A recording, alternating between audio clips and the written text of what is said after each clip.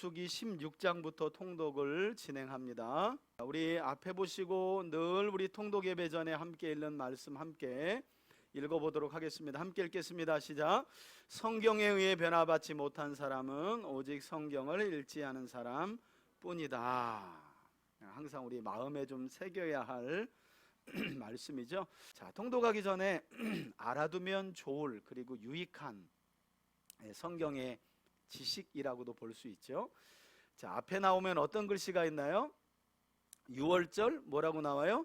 예, 어린 양 이렇게 나오죠. 그죠? 6월절 어린 양. 특별히 6월절 어린 양은 출애굽기 12장 5절에 나오는데, 여러분 이 6월절 어린 양이라고 나오는 우리 6월절 규례가 출애굽기 12장에 처음 나오잖아요. 모세를 통해 이스라엘 백성들이 애굽에서 나오던 그날.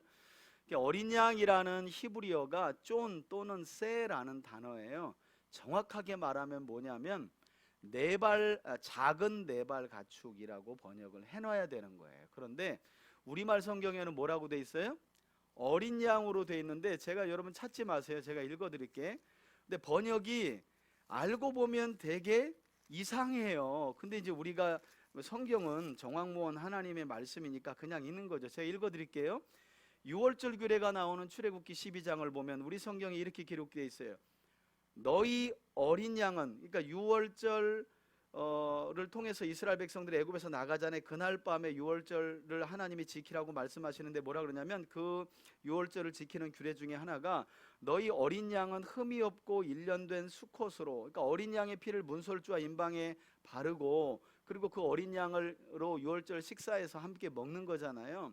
근데 이제 뭐라고 하냐면 너희 어린 양은 흠이 없고 1년 된 수컷으로 하되 양이나 염소 중에 취하고 그래요. 지금 여러분들의 얼굴처럼 전혀 이상함을 못 느끼는 거예요. 잘 다시 한번 들어보세요. 너희 어린 양은, 그러니까 6월절을 지킬 때 하나님이 말씀하시는 거예요. 너희 어린 양은 흠이 없고 1년 된 수컷으로 하되 양이나 염소 중에 취하고. 이게 무슨 말이에요? 흠이 없고 1년 된 어린 양을 취하라고 해놓고 어디서 취하래요? 양이나 염소 중에 취하래요. 이게 말이 웃긴 거예요. 그러니까 번역이 사실은 좀 정확치가 않은 거예요. 원래대로라면 너희 어린 양은 흠이 없고 1년 된 것으로 하되 양 중에서 취하되, 그래야 어린 양들 중에 어린 양을 취한다는 게 맞잖아요. 근데 뭐라고 하냐면 어린 양은 흠이 없고 1년 된 것을 취하되 양이나 염소 중에 취하래. 염소 중에 어떻게 어린 양을 취해? 그러니까 이게 번역의 일관성이 조금 떨어지는 거예요. 그래서 원어를 보니까 원어는 이 어린 양이 쫀이나 세라는 단어인데 정확하게 말하면 네 발 달린 가축이에요. 작은 네 발 가축이에요. 그럼 이제 맞죠? 들어보세요. 너희 작은 네 발 가축 중에 흠이 없고 1년 된 수컷으로 하되 양이나 염소 중에 취하라. 그러면 딱 맞잖아요. 그죠? 그러니까 원래는 작은 네 발 가축이 맞는 거예요. 근데 왜 어린 양으로 해놨느냐? 복음서에 보면 예수님을 어린 양이라고 표현하죠. 그러니까 신약 성경에 어린 양으로 되어 있기 때문에 그냥 구약까지 다 이 작은 네 발 가축을 어린 양으로 통일시켜 버린 거예요. 구약에서 신약으로 와야 되는데 신약에서 거꾸로 구약까지 다 해석을 해버린 상황이 된 거라는 거예요. 제가 왜 이런 말씀을 드리냐면, 저는 사실 성경을 읽으면서 이해가 안 가는 부분이 있었어요. 왜냐하면 어떤 부분이냐면, 여러분 요한복음 서두를 보면 세례 요한이 예수님을 보고 뭐라 그러냐면 세상 죄를 지고 가는 하나님의 어린 양이로다 그래요. 그것은 레위기 16장에 나오는 속죄일에서 이스라엘 백성들의 죄를 하나님 앞에 회개하고, 그리고 속죄받는 의식인 속죄일에서 아사셀의 염소, 드려지는 아사셀의 염소, 이 규례에서 나온 내용이거든요. 그래서 레위기 16장을 보면 이스라엘 백성들 민족 전체의 죄를 회개하기 위해서 염소 2마리를 가져가요. 제비 뽑아가지고 한 마리는 잡아서 하나님께 드리고, 한 마리는 제사장이 백성들의 죄를 이 염소에게 전가시켜가지고 광야로 보내요. 근데 광야로 그냥 보내는 게 아니라 광야로 보낸 이 아사셀의 염소를 몹니다. 어떻게 뭐냐면 절벽으로 몰아서 떨어뜨려 죽여요. 그리고 나면 백성들이 다 같이 환호합니다. 우리의 죄를 저 염소가 가지고 가서 광야에서 죽었으니까 우리의 죄는 다 어떻게 용서받았다 이거예요. 세례 요한이 이 속죄일에 드려진 아사셀의 염소를 가르켜서 예수님께 비유하면서 세상죄를 지고 가는 하나님의 어린 양이로다 라고 말한 거예요. 그럼 구약에는 염소인데 세례 요한은 또 뭐라고 말한 거예요? 어린 양이라고 말한 거예요. 이게 안 맞는 거예요. 아니, 여기서는 아사셀의 염소인데 세례 요한은 분명히 속죄일에 드려진 그 속죄의 염소를 가지고 예수님께 얘기하는데 왜 어린 양이라고 말했지? 세상 죄를 지고 가는 하나님의 어린 염소로다 그래야지 맞는데 그렇게 안 했다는 거예요. 그런데 이 번역을 보면 그 말이 그 말이었구나 라는 것을 알 수 있죠. 왜 속죄일에 드려진 염소를 가리켜서 세례 요한은 어린 양으로 했는가? 왜? 원래부터 그거는 양이나 염소를 말하는 게 아니라 뭐예요? 작은 네발 가축을 의미하기 때문이에요. 그래서 여러분들이 이런 것들을 알면 성경을 읽을 때 궁금하거나 맞아떨어지지 않는 게 없다라는 것을 알 수 있습니다. 그래서 어린 양 아닙니다. 작은 네발 가축이라고 여러분들이 정확하게 좀 인식하셨으면 좋겠습니다. 자, 그리고 또 하나, 자, 많은 분들이 그냥 성경을 그냥 흩어 읽기 때문에 잘 모르시는 내용이고 그냥 지나가기도 하는데요. 여러분 성경을 보면 유월절 식사에 참여 조건이 있어요. 그게 바로 뭐냐면 우리는 그냥 모세를 통해 이스라엘 백성들이 애굽에서 그냥 이스라엘 백성들만 나온 줄 아는데 절대 그렇지 않습니다, 여러분. 나중에 출애굽기에 보면 12장 37절에 수많은 잡족들이 이스라엘과 함께 나왔다 그래요. 그러면 이 수많은 잡족들은 어떻게 나왔냐? 그냥 은혜 받고 나온 게 아니라 유월절 식사를 이스라엘 백성들만 한 게 아닙니다. 그래서 다시 말하면 작은 네발 가축을 이스라엘만 잡은 게 아니에요. 그 안에는 타국인도 있었습니다. 근데 이 타국인은 우리 성경은 전부 다 그냥 타국인으로 번역해 놨어요. 그런데 원어를 보면 이스라엘로 개종한 타국인이 있었고 개종하지 않은 타국인이 있어요. 그래서 개종한 타국인 가운데 할례를 받은 자들은 유월절 식사에 참여할 수 있는 조건이 됩니다. 왜 제가 이런 말씀을 드리냐면 애굽에서 나올 때부터 아브라함의 후손만 나온 게 아니라 누가 나온 거예요? 하나님의 약속을 믿고 할례 받아 유월절 어린 양의 피로 문설주와 임방의 피를 바른 그냥 모든 민족, 말하자면 이스라엘뿐만이 아니라 하나님의 약속을 믿고 할례 받고 어린 양의 피를 문설주와 임방에 바른 타민족 수많은 잡족들도 어떻게 나온 거예요? 다 구원받고 나온 거예요. 그래서 우리가 흔히 보면 구약은 율법을 지켜 구원받고 신약은 믿음으로 받는다는데 그거 틀린 소리입니다. 애굽에서 나올 때부터 수많은 잡족과 이스라엘 백성들은 뭘로 나온 거예요? 믿음으로 나온 거예요. 양의 피를 문설주와 임방에 바르고 유월절 식사에 함께 참여하면서 믿음으로 구원받는 거라는 거예요. 그래서 구약은 율법을 지켜야 구원받고 신약은 믿음으로 구원받는다는 얘기는 틀린 얘기입니다. 애굽에서 나올 때부터 이미 믿음으로 어린 양의 피를 문설주와 임방에 발라라 그랬더니 수많은 잡족들 중에 개종한 자들이 할례 받고 피를 바른 거예요. 이스라엘 백성들처럼. 그러니 죽음의 사자가 유대인 가정이 아닌데도 어떻게 해요? 뛰어넘는 거죠. 하나님의 약속을 믿었으니까. 그래서 구약도 믿음으로 구원받고 신약도 믿음으로써 구원받는다는 그런 이 신학적인 맥이 이런 구절을 우리가 바르게 이해할 때 이해할 수 있다는 거예요. 그래서 구약도 신약도 전부 다 하나님을 믿음으로 구원받았다라는 것을 우리가 기억을 해야 되겠죠. 물론 이 믿음이라는 건 그냥 믿습니다 하고 앉아있는 사람은 다 죽은 거예요. 하나님의 말씀을 믿는다는 건 믿음대로 행동하는 거죠. 어린 양을 잡아가지고 네발 작은 가축을 잡아가지고 문설주와 임방에 발라야 되는 거예요. 발라야 되는 거예요. 그런 사람들은 구원을 받았다. 자, 여기까지만 설명을 드리고 자, 민수기 통독을 시작하겠습니다. 민수기 16장을 여러분들 펴시고 자, 지금 우리는 민수기 전체에서 가장 중요한 핵심 주제 한복판을 지나고 있습니다. 이 앞에 보시는 내용이 민수기 전체의 구조인데요. 구조를 분석해 놓은 건데 우리가 지금 오늘부터 16장이잖아요. 그래서 1장부터 36장까지 진행되는 민수기의 내용은 16장에서 19장까지 이 애굽에서 나온 출애굽 1세대가 하나님과 하나님의 언약을 불신하면서 광야에서 죽어간 소멸된 이야기가 민수기 전체의 핵심입니다. 왜 그들은 2주면 충분히 들어갈 수 있는 가나안 땅을 들어가지 못하고 40년 동안 방황하게 되는가? 사실 이 이야기는 제가 지난주에도 설명드렸죠. 여러분, 하나님은요 우리를 불러놓고 골탕 먹이려고 훈련시키지 않아요. 아니, 하나님이 지금도 인력 부족에 시달리고 계신데 준비된 사람, 하나님의 뜻을 분별할 줄 알고 말씀을 알며 하나님의 선하신 뜻을 이루고자 순종하는 사람을 왜 훈련시킵니까? 그냥 쓰시는 거예요. 문제는 하나님과 하나님의 말씀을 몰라 하나님의 뜻을 분별하지 못하니 하나님이 어쩔 수 없이 광야에서 돌려가면서 훈련할 수밖에 없는 거예요. 그나마 출애굽 1세대들은 이 훈련에서 전부 다 낙제점을 받고 가나안 땅을 들어가지 못했죠. 유일하게 누구만 들어가요? 여호수아와 갈렙만 들어가는 거예요. 이런 이야기가 우리에게 주는 교훈이 많죠. 왜냐하면 대부분의 사람들은 그냥 예수 믿고 죄사함 받고 교회 다니면 천국 간다고 그냥 무슨 1 더하기 1은 2처럼 생각하고 교회를 다니잖아요. 여러분, 그렇지 않아요. 아브라함의 후손으로 택함받아 애굽에서 전적인 하나님의 은혜로 구원까지 받았는데 왜 그들이 약속의 땅까지 못 갔는가, 이 말이에요.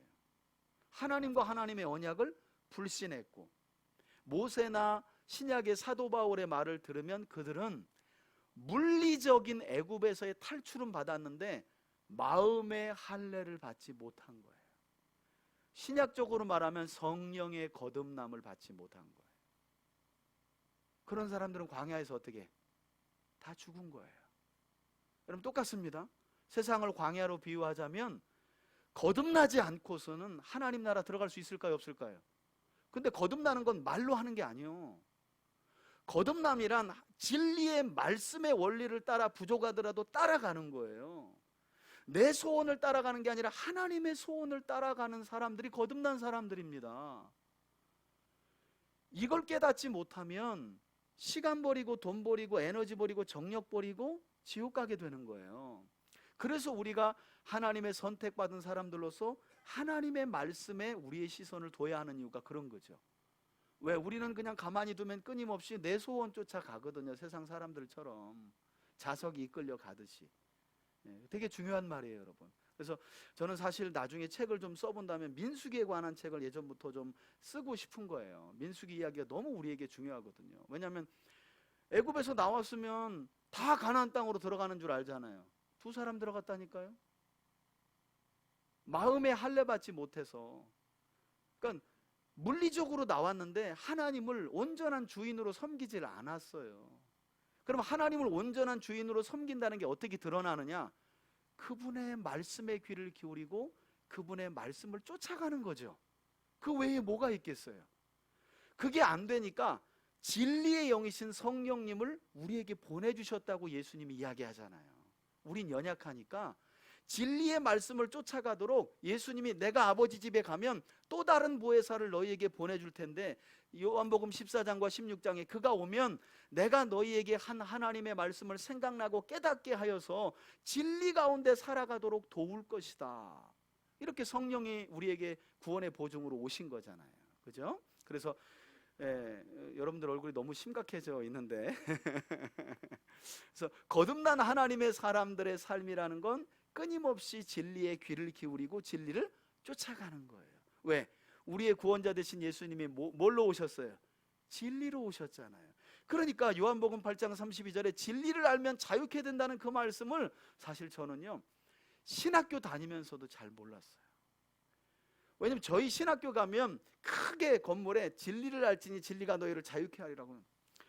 아니, 학교 다니는 게 얼마나 힘들고 공부하는 게 얼마나 지치는데 무슨 진리가 도대체 자유를 준다는 말이, 나는 알아가면 알아서 뭐 하라 하지 말라 그러니까 더 구속적이더만 더 짐이 되고.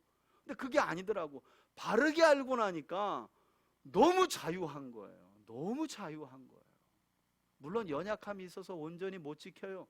그러나 온전히 못 지켜 쓰러진 나를 하나님이 거저두시나요? 다시 그분이 먼저 찾아오세요. 그리고 손 붙들어 일으키세요. 다시 걸어가 보자. 너는 내 자녀잖아. 내가 너에게 준 영원한 생명 이거 끝까지 가야지 하고 하나님이 붙들어 가시는 거예요. 그런 은혜가 진짜 자유함의 은혜가 진리 안에 있는 거예요. 오늘도 저와 여러분들이 진리의 말씀을 읽고 듣고 배울 때 그 자유함이 충만하게 임하기를 축복합니다. 예, 우리 귀를 기울여서 함께 통독을 진행하도록 하겠습니다. 자, 민수기 16장의 말씀입니다.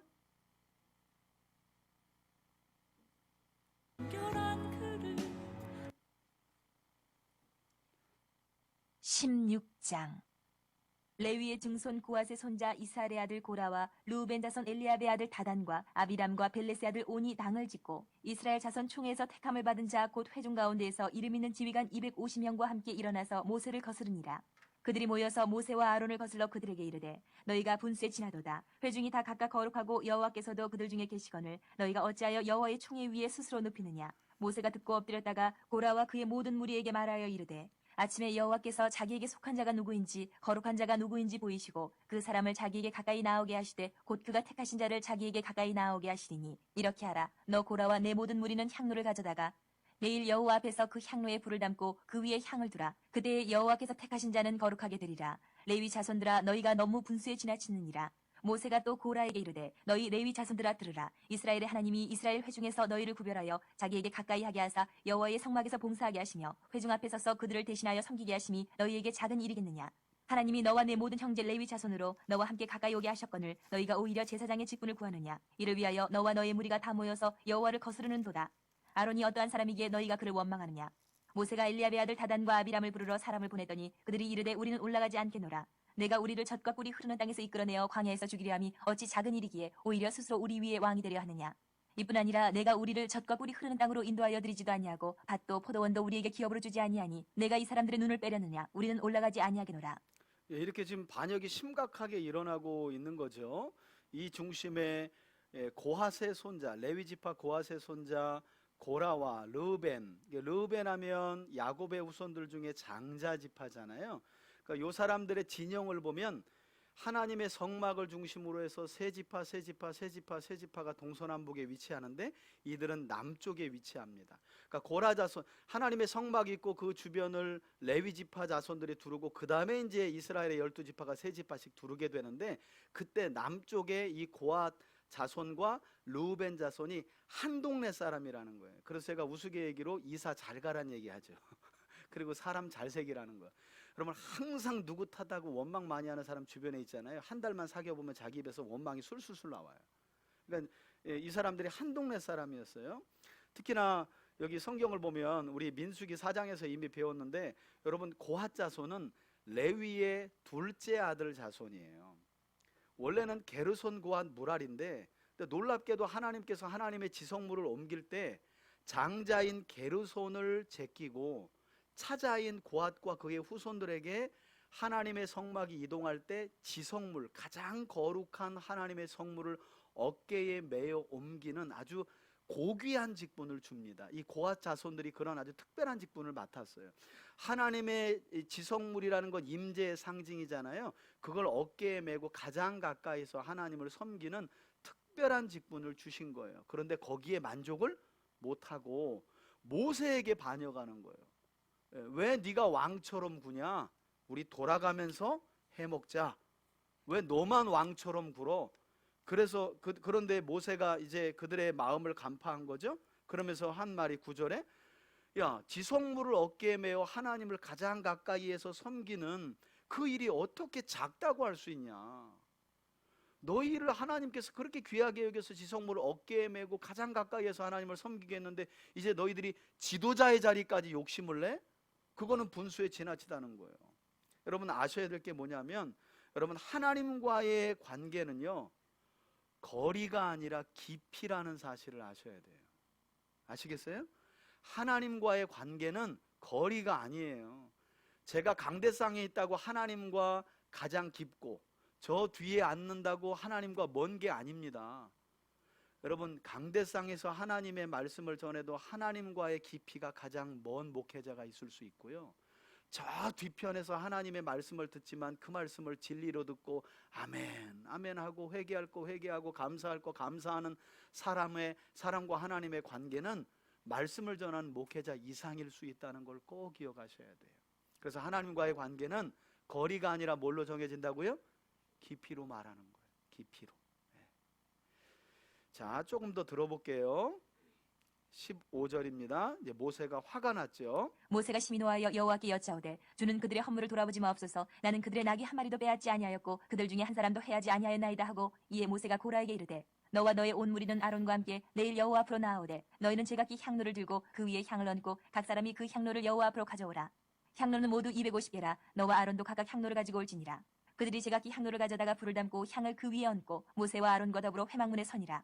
고라가 온 회중을 회막문에 모아놓고 그 두 사람을 대적하려 하며 여호와의 영광이 온 회중에게 나타나시니라. 예, 여기 보니까 지금 정확하게 성경이 뭐라 그래요? 고라와 그 무리들이 대적하려 하매 그런 거예요. 근데 여러분들이 아셔야 될 게 뭐냐면 이걸 이제 우리 목사님들이 좀 어떤 경우에 좀 악용하기도 해서 주의 종들한테 대적하면 이렇게 된다라는 그런 걸로 많이 설교를 하는데 여러분 대적할 만하면 대적해야죠. 뭐. 대적할 만한 일을 목회자가 일단은 만들지 말아야 되는 게 중요한데 여러분 이런 것도 필요해요. 뭐냐면 자, 하나님이 우리 모두를 세웠잖아요. 그죠? 그러면 내가 끝까지 나서서 저 사람을 심판한다는 건 있을 수 없는 거예요. 그건 하나님의 자리에 올라가는 거예요. 어느 선까지 하고 어느 선까지는 누구에게? 하나님께 맡기는 게 필요한 거죠. 그죠? 그런 지혜가 우리에게 있어야 돼요. 이 상황은 전혀 다른 상황입니다. 왜냐하면 스스로 지도자의 자리에까지 올라가려고 하는 이 반역인데 그것 때문에 모세가 화가 났고 이 성경은 그것을 대적이라고 정확하게 명시를 해요. 자, 20절 보세요. 여호와께서 모세와 아론에게 말씀하여 이르시되 너희는 이 회중에게서 떠나라. 내가 순식간에 그들을 멸하려 하노라. 그 두 사람이 엎드려 이르되 하나님이여 모든 육체의 생명이 하나님이여 한 사람이 범죄하였거늘 온 회중에게 진노하시나이까. 여호와께서 모세에게 말씀하여 이르시되 회중에게 명령하여 이르기를 너희는 고라와 다단과 아비람의 장막 사방에서 떠나라 하라. 예, 하나님도 얼마나 화가 나셨으면 순식간에 내가 임하여 그들을 죽여버리겠다 그러는 거예요. 그랬더니 모세와 아론이 엎드려요. 여러분 민수기 보면 4절에도 엎드려 22절에도 엎드려 그래요. 저는 목회하면서 보니까 제가 할 일은 성도들을 위해서 엎드리는구나. 그리고 교회에 일꾼을 세울 때는 잘 엎드리는 사람들을 세워야 되겠구나라는 생각을 가져요. 여러분 가정에서 믿는 사람이 얼마가 됐든 여러분 자신이 엎드리는 사람이 되기를 축복합니다. 말 많이 하는 사람보다 엎드리는 사람이 필요한 거예요. 엎드리면 구원의 역사와 회복의 역사가 있게 되는 거죠. 25절. 모세가 일어나 다단과 아비람에게로 가니 이스라엘 장로들이 따랐더라. 모세가 회중에게 말하여 이르되 이 악인들의 장막에서 떠나고 그들의 물건은 아무것도 만지지 말라. 그들의 모든 죄 중에서 너희도 멸망할까 두려워하노라 하며 무리가 고라와 다단과 아비람의 장막 사방을 떠나고 다단과 아비람은 그들의 처자와 유아들과 함께 나와서 자기 장막 문에 선지라. 모세가 이르되 여호와께서 나를 보내사 이 모든 일을 행하게 하신 것이요 나의 임의로 함이 아닌 줄을 이 일로 말미암아 알리라. 곧 이 사람들의 죽음이 모든 사람과 같고 그들이 당하는 벌이 모든 사람이 당하는 벌과 같으면 여호와께서 나를 보내심이 아니거니와 만일 여호와께서 새 일을 행하사 땅이 입을 열어 이 사람들과 그들의 모든 소유물을 삼켜 산채로 수월에 빠지게 하시면 이 사람들이 과연 여호와를 멸시한 것인 줄을 너희가 알리라. 그가 이 모든 말을 마치자마자 그들이 섰던 땅바닥이 갈라지니라. 땅이 그 입을 열어 그들과 그들의 집과 고라에게 속한 모든 사람과 그들의 재물을 삼키매 그들과 그의 모든 재물이 산채로 수월에 빠지며 땅이 그 위에 덮이니 그들이 회중 가운데서 망하니라. 그 주위에 있는 온 이스라엘이 그들의 부르짖음을 듣고 도망하며 이르되 땅이 우리도 삼킬까 두렵다 하였고 여호와께로부터 불이 나와서 분향하는 250명을 불살랐더라. 예, 그러니까 보통 우리가 성령의 불 하는데 그래서 불하면 항상 뜨거움 성령을 상징하고 하나님의 임재를 상징하는데 여러분 명확하게 알아야 될 건 구약에서 불은 하나님의 임재의 상징이기도 한 반면에 심판과 진노의 상징이라는 것도 분명하게 아셔야 돼요. 그래서 하나님 불을 주시옵소서 하면 하나님 헷갈립니다. 이거 뭔 불을 달라 그러나 하고 불 좋아하시는 분들이 계셔가지고 제가 말씀을 드리는 거예요. 그리고 더 많은 경우가 불은 하나님의 진노의 상징으로 구약 성경에서 설명되고 있다. 자, 여기 보면 모세를 통해 하나님을 대신하여 지도하고 인도하고 있는 모세에게 반역한 이 고라와 여기 이 32절에 보면 고라의 집과 그에게 속한 모든 사람과 재물까지 다 땅이 갈라져서 삼켰다고 말하죠. 여러분 출애굽기를 기억하시나요? 하나님께서 애굽 땅에 재앙을 내리실 때 여기 보세요. 예, 하나님께서 애굽 땅에 재앙을 내리실 때 세 번째 재앙 이후부터는 하나님께서 어떻게 하세요? 이스라엘 백성들이 거주하는 땅과 그들의 가축과 모든 소유는 구별하사라고 나오죠. 재앙이 애굽 땅에 내리는데 이스라엘 민족이 거주하는 땅과 그들의 가축과 그들의 소유는 구별하사 그래요. 근데 여기서는 어떻게 해요? 예, 반역하는 자들에 대해서는 하나님께서 집과 모든 사람과 소유물까지 함께 어떻게, 예, 그냥 땅이 갈라져서 그냥 말하자면 스올로 그냥 지옥으로 그냥 직행하게 되는 즉결 심판을 내리는 거예요. 그러니까 상당히 이 민수기 16장이 민수기 전체 안에서는 상당히 이게 비중 있게 다뤄지고, 여러분 이런 사건이 어디 나와요 안 나와요? 땅이 갈라져서 사람들이 한꺼번에 떨어져서 죽었다는 말은 성경에 없습니다. 그러니까 그렇게만 봐도 이 사건은 매우 엄중한 사건이에요. 그러니까 단순히 목사님한테 대들면 벌 받는다 이런 게 아니에요. 지금 여러분 모세는 하나님의 대리자로서 이스라엘을 이끌고 가고 있다는 것을 기억해야 돼요. 모세에 대한 불만은 곧 누구에 대한? 하나님께 대한. 왜? 모세가 자기 사리사욕으로 백성들을 끌고 가면 아마 하나님이 땅을 갈라 모세를 삼키게 했을 거예요. 그런데 모세가 하나님의 말씀을 따라가고 지도하고 있는데 거기에 반역을 한 건 하나님께 대한 반역이기 때문에 하나님이 이것을 엄중히 다뤘다라는 것을 여러분들이 기억해야 되는데, 그나마 감사한 것은 나중에 민수기 26장을 가보면 여기에 고라의 아들들이 빠져 있어요. 그러니까 부모님과 집안 사람들 전부 다가 이게 지금 여러분 사실 이거 보면요, 이 고라의 자손이 같은 모세와 함께 레위 사람입니다. 이게 집안 싸움 난 거예요. 사실은 이게 몰골이 안 좋은 거예요. 그런데 그럼에도 불구하고 고라 집안 사람들이 모세를 향해 반역할 때 고라의 아들들이 저건 우리 부모님들과 집안 사람들이 저건 아닌데, 저건 잘못된 건데 하고 빠져요. 그래서 이 사람들이 살아요. 그래서 민수기 26장에 가서 고라의 아들들이 나오고요. 더 나중에 시편에 가보면 바벨론 포로로 끌려간 이후에 이 고라의 후손들이 시편을 만들어요. 시편을 노래를 짓는데 뭐라 그러냐면 세상에서의 첫날보다 내주 하나님 궁정에서의 한날 보초 생활이 너무너무 행복하다는 거예요. 이런 고백을 한다니까요. 제가 이전에 추수감사절날 아마 고라자손의 시를 가지고 설교한 일이 있을 거예요.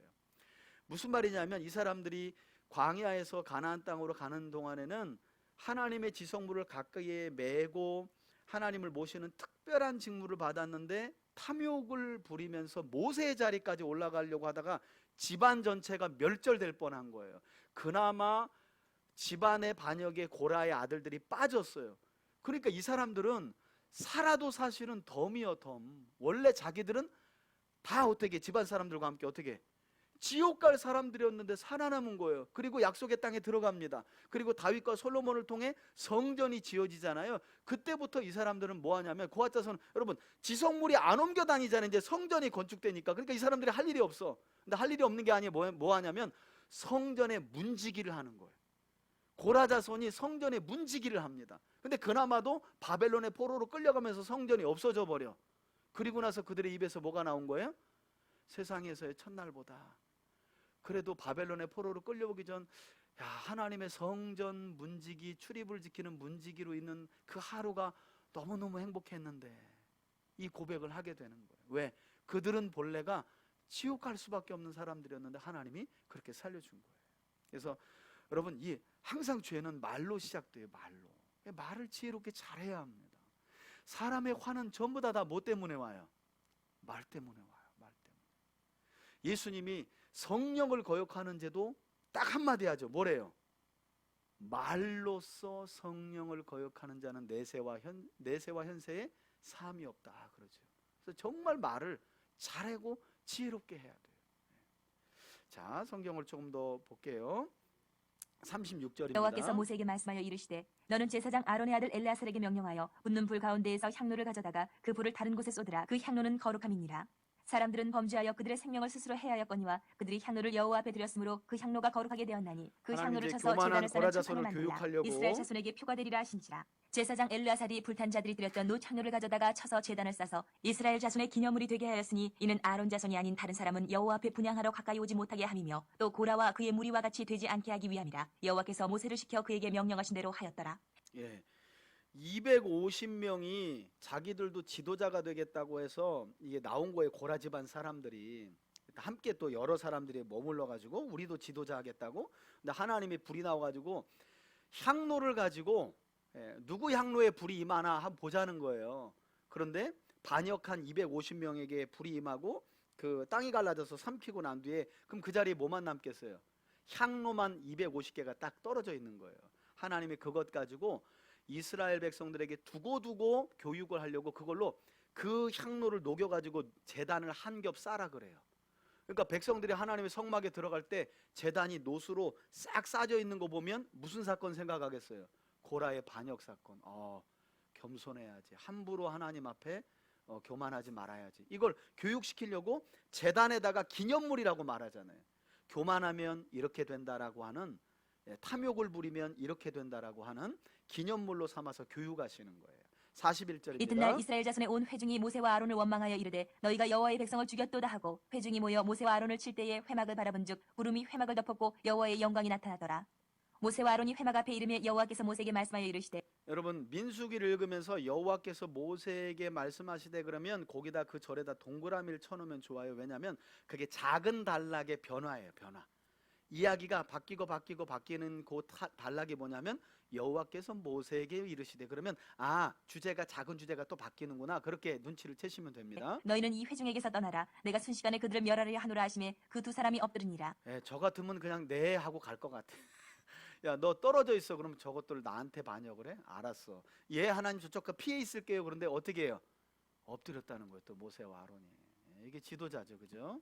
이에 모세가 아론에게 이르되 너는 향로를 가져다가 제단의 불을 그것에 담고 그 위에 향을 피워가지고 급히 회중에게로 가서 그들을 위하여 속죄하라. 여호와께서 진노하셨으므로 연병이 시작되었음이니라.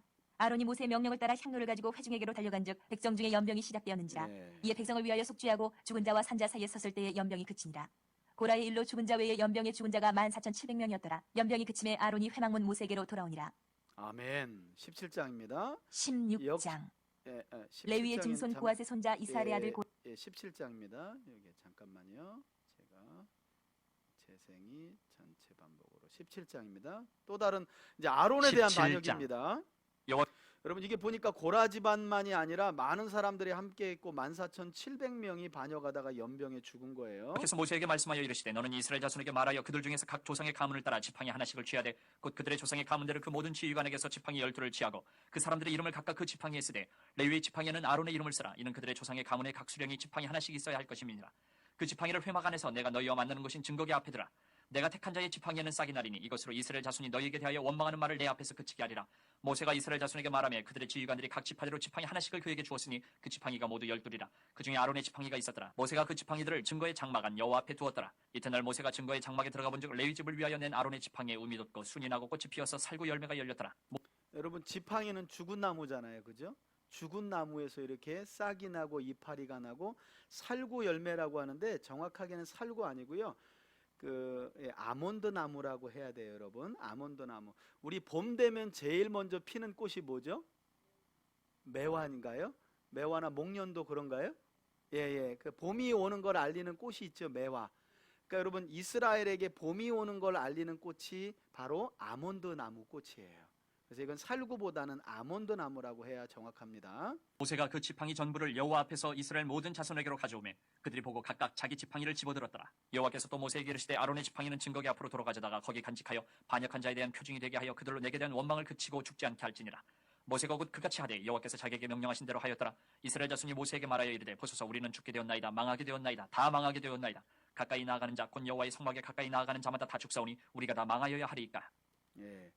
이렇게 반역하다가 모세에게 반역하고 아론을 향해 반역하다가 결국 하나님께서 아론의 죽은 지팡이 나무에서 생명을 돋게 함으로 하나님이 제사장으로는 아론과 그의 후손을 뽑으셨구나라는 것을 명확하게 이렇게 드러내셨는데 그래도 백성들의 원망이 가시질 않아요. 죽게 되었나이다. 망하게 되었나이다. 망하게 되었나이다. 우리가 다 망하게 되었나이다. 하나님을 원망하고 있는 거예요. 아직도. 자, 그래서 이렇게 지도자인 모세와 아론을 향해 이스라엘 백성들이 반역을 하다가 벌을 받은 이후에 다시 하나님께서 18장으로 민수기 18장으로 보면 이제 레위인들과 제사장의 직무에 대한 내용을 다시 설명하십니다.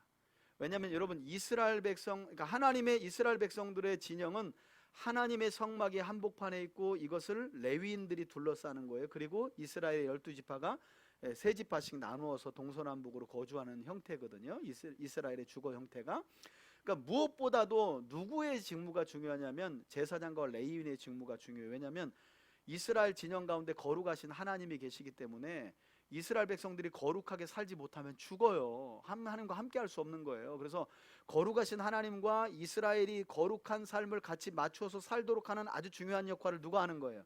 제사장과 레위인이 하는 거예요. 그래서 제사장과 레위인의 직무를 다시 설명하는 거예요. 다시 설명하는 거예요. 어쩌면 저와 여러분들이 베드로의 말에 따르면 왕 같은 제사장이라 그러잖아요. 그죠? 그러니까 어쩌면 우리가 넓은 의미에서 본다면 가장 거룩하신 하나님을 교회가 섬기고 모시고 있다면 우린 그 하나님과 하나님을 떠난 세상 사람들과 사이에서 영적 제사장 역할을 하는 사람들이라는 거예요. 성도는 역할로 보자면 그런 역할인 거예요. 그래서 세상 사람들이 거룩하신 하나님을 멸시하거나 무시하며 함부로 죽지 않게 우리가 아니야 창조주가 계시고 그런 하나님이 계신데 그 하나님의 말씀대로 살아야 네가 복받고 거룩하게 살 수가 있어, 영원한 생명을 얻을 수 있어 라는 걸 우리가 중재하는 게 영적 제사장이고 레위인이라는 거예요. 그게 우리 성도들의 몫이죠. 그것에 대한 내용이 18장에 나옵니다. 18장. 여호와께서 아론에게 이르시되 너와 내 아들들과 내 조상의 가문은 성소에 대한 죄를 함께 담당할 것이요 너와 내 아들들은 너희의 제사장 직분에 대한 죄를 함께 담당할 것이니라. 너는 내 형제 레위 지파 곧 내 조상의 지파를 데려다가 너와 함께 있게 하여 너와 내 아들들이 증거의 장막 앞에 있을 때 그들이 너를 돕게 하라. 레위인은 내 직무와 장막의 모든 직무를 지키려니와 성소의 기구와 제단에는 가까이 하지 못하리니 두렵건대 그들과 너희가 죽을까 하노라. 레위인은 너와 합동하여 장막의 모든 일과 회막의 직무를 다할 것이요 다른 사람은 너희에게 가까이 하지 못할 것이니라. 이와 같이 너희는 성소의 직무와 제단의 직무를 다하라. 그리하면 여호와의 진노가 다시는 이스라엘 자손에게 미치지 아니하리라. 레위인과 제사장의 직무는 백성들이 거룩하신 하나님을 멸시해서 성소로 함부로 들어간다든가 그런 것들을 철저하게 막는, 오늘날로 말하면 보안업체 그런 역할도 하는 거예요. 함부로 성소로 직행하지 못하도록 그 역할을 아주, 그러면서 율법도 가르치고 하나님 섬기는 것을 대신했던 사람들이 레위인과 제사장이죠. 그러니까 아주 중요한 직무라는 거예요. 자, 6절. 보라, 내가 이스라엘 자손 중에서 너희의 형제 레위인을 택하여 내게 돌리고 너희에게 선물로 주어 회막의 일을 하게 하였나니 너와 내 아들들은 제단과 휘장 안의 모든 일에 대하여 제사장의 직분을 지켜 섬기라. 내가 제사장의 직분을 너희에게 선물로 주었은즉 거기 가까이 하는 외인은 죽임을 당할지니라. 제사장과 레위인의 직무는 하나님의 뭐라고요? 선물. 그래서 제가 어떤 책을 보니까 이런 이야기를 하는 거예요. 어떤 목사님이 성도를 영적인 제사장과 레위인으로 비유하면서 여러분들은 그렇게 교회를 통해 하나님을 섬기게 하신 그 거룩한 직분을 짐처럼 여기십니까? 아니면 선물처럼 여기십니까? 성경은 가장 가까이에서 거룩하신 하나님을 모시며 이스라엘 백성들이 함부로 하나님께 나오는 것을 막아서 하나님의 진노를 막는 역할을 하는 제사장과 레위인의 역할을 선물이라고 말하거든요. 저는 모르겠어요. 목회하면서 보니까 뭐 매일같이 선물처럼 목회가 느껴지진 않더라고요. 어떨 때는 정말 모세처럼, 제가 정말 참 모세 보면 쟤 또 나만 그런 거 아니구나, 참 이 목회가 짐처럼 여겨질 때가 있구나. 그런데 많은 경우, 여러분 그 짐처럼 여겨지는 게 제 삶에 많으면 제가 목회를 못 하겠죠, 그죠? 그러나 많은 경우는 정말 목회가 선물처럼 아직까지는 그래요. 목회가 참 선물이라고 여겨지고 귀하게 여겨져요. 저는 성도로서 또 여러분들에게 하나님이 맡겨주신 직무나 직책이나 맡겨주신 사역들이 선물로 받아들여지고 믿어질 수 있기를 주의 이름으로 축원해 드립니다. 짐처럼 여겨진다면 잠깐 쉬는 것도 좋아요. 짐처럼 이야기하면서 교회 오기만 하면 불평하고 누구 붙들고 교회 얘기하고 뭐 흥보고 그러려면 잠깐 차라리 쉬는 게 나아. 근데 이상하게 할 일 다 하면서 뒤에 가서 욕할 건 또 다 해. 그러면 귀한 선물처럼 주신 일을 하고도 복을 못 받아. 그럴 때는 잠깐 좀 내려놓고 쉬어도 돼요. 평생 하나님 섬기면서 선물처럼 주신 일을 감당할 건데 사람이 살면 어려울 때도 있지. 아니면 정말 입 닫고 기도하면서 그때를 잘 지나서 복을 받든지. 그런 여러분들이 되기를 바랍니다.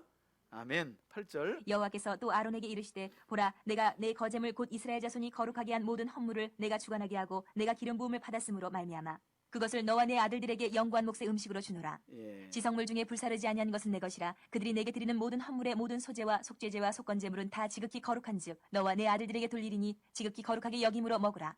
이는 내게 성물인즉 남자들이 다 먹을지니라. 내게 돌릴 것은 이것이니 곧 이스라엘 자손이 드리는 거제물과 모든 유제물이라. 내가 그것을 너와 네 자녀에게 영구한 몫의 음식으로 주었은즉 내 집에 정결한 자마다 먹을 것이니라. 예, 여기서도 조금 우리말 번역이 아쉬운데요. 거제물과 요제물. 그래서 저도 이걸 배울 때 아니 그럼 거제물과 요제물은 뭔가 하고 이걸 제사의 종류라고 분리하자니 제사의 종류는 번제, 소제, 화목제, 속제제, 속건제고 그럼 도대체가 이 거제물과 요제물이라는 게 뭔가 이걸 어떤 종류로 분류해야 될 건가? 제사의 종류는 오제사잖아요. 그럼 요제물과 거제물이라는 게 뭐예요? 이게 말이 안 맞는 거예요, 여러분. 이게 번역상에 좀 오류가 있는 건데요. 거제물이라는 건 그냥 흔들어 올린 것 이런 말이에요. 제사가 아니에요. 제물을 들어서 이렇게 우리 거수경례할 때 이 거자거든요. 제물을 들어서 올리는 거고요. 요제물이라고 번역된 원어는요. 흔드는 것 이런 뜻이에요. 그냥 제사가 안 들어가요. 그냥 들어 올린 것, 흔드는 것 이런 뜻이에요. 여기는 제자가 안 들어가요. 원래가 원래대로라면 그냥 들어 올린 것, 흔든 것. 왜 들어 올리고 흔드냐면 요건 제사장의 몫이에요. 제물 중에 제사장이 이렇게 제물을 들고 앞에서 이렇게 흔든다거나 손을 든 건 다 누구 몫이라는 거예요? 제사장 몫을 하나님이 이렇게 행위로 표시해 준 거예요. 이스라엘 백성들이 볼 때 제물을 받았는데 제사장들이 이렇게 제물을 들고 이렇게 있어요. 그럼 이거 누구 거예요? 제사장 거라는 거예요. 들고 이렇게 흔들어요. 이게 누구 거라는 거예요? 그러게 제물을 줘서 좋으니까 춤을 추라 그런 건가? 아무튼 그런 행위지 이게 제사가 아닙니다. 그래서 우리말 번역은 요제물 그러면 요제라는 제사의 제물인가? 이렇게 헷갈려요. 거제물 거제라는 제사의 제물인가? 이렇게 헷갈린다는 거예요. 제사가 아니라 제사를 드릴 때 행위입니다. 들어서 행위하고 흔들어서 행위하는 거예요. 이건 누구의 몫이라고요? 제사장과 그의 집안 몫이에요. 자, 규례 계속 갑니다. 그들이 여호와께 드리는 첫 소산 곧 제일 좋은 기름과 제일 좋은 포도주와 곡식을 내게 주었은즉 그들이 여호와께 드리는 그 땅의 처음 익은 모든 열매는 내 것이니 내 집에서 정결한 자마다 먹을 것이라. 이스라엘 중에서 특별히 드린 모든 것은 내 것이 되리라.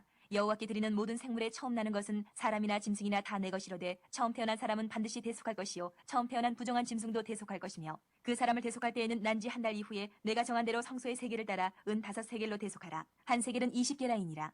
오직 처음 태어난 소나 처음 태어난 양이나 처음 태어난 염소는 대속하지 말지니 그것들은 거룩한즉 그 피는 제단에 뿌리고 그 기름은 불살라 여호와께 향기로운 화제로 드릴 것이며 그 고기는 내게 돌릴지니 흔든 가슴과 오른쪽 넓적다리 같이 내게 돌릴 것이니라.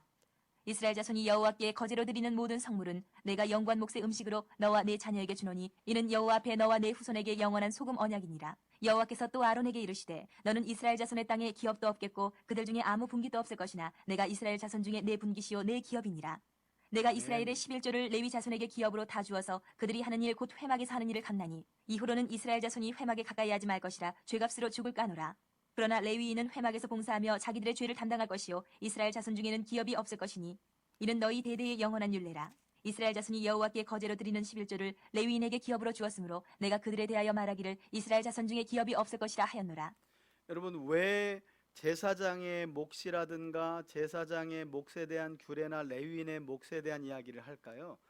제사장이나 레위인은 이스라엘 백성들이 하나님께 나아갈 때 그들의 속죄를 담당하는 아주 중요한 역할을 한다는 걸 다시 한번 백성들에게 상기시키는 거예요. 너희들이 지금 그런 제사장의 역할을 탐냈는데 이 역할은 사실 엄중한 역할이다. 왜? 레위인도 죽을 수 있거든요. 제사장도 죽잖아요. 속죄일날 자기 죄를 속죄하지 않고 지성소로 들어가면 죽어요. 그래서 제사장들이 1년에 하루 속죄일날 들어갈 때 몸에다가 끈을 매죠. 방울 소리를 달랑달랑 들고 소리가 안 나면 죽은 거예요. 그럼 끌어내리는 거예요. 제사장과 레위인이라도 거룩하신 하나님께 함부로 나아갈 수가 없는 아주 엄중한 그런 직책인데 너희가 그 자리를 마치 무슨 왕의 자리인 것처럼 그 자리를 탐내 하면서 하나님이 다시 제사장과 레위인이 이스라엘 너희들을 위해서 아주 중요한 속죄의 역할을 하고 있다는 사실을 다시 한번 가르쳐주고 있는 것이고요. 여기 보면 레위인의 11조 나오죠, 그죠? 그러니까 이스라엘 백성들이 하나님께 11조를 드리면 그 11조 중에서 그 11조를 누구에게 주는 거예요? 하나님께서 레위인에게 몫으로 주어요. 그리고 이제 우리가 읽을 25절 이후에 보면 레위인들은 다시 자신들이 받은 11조에서 가장 거룩한 10분의 1을 다시 제사장들에게 하나님께 드리면 하나님이 그걸 제사장에게 몫으로 주는 겁니다. 그러니까 하나님을 가장 가까이에서 또 이스라엘 백성들을 대표해서 어쩌면 이스라엘 백성들이 죄를 지을 때는 백성을 대신하고 또 하나님의 메시지가 백성들에게 있을 때는 하나님을 대신했던 제사장은 사실 가장 좋은 것을, 왜? 백성들이 소출해서 가장 좋은 것을 10분의 1을 드리면, 레위인에게 드리면 그 레위인들은 그것 중에 가장 거룩하고, 여기 나와요, 아름다운 것을 또 제사장들에게 드리는 거예요. 이게 구약의 질서예요, 질서.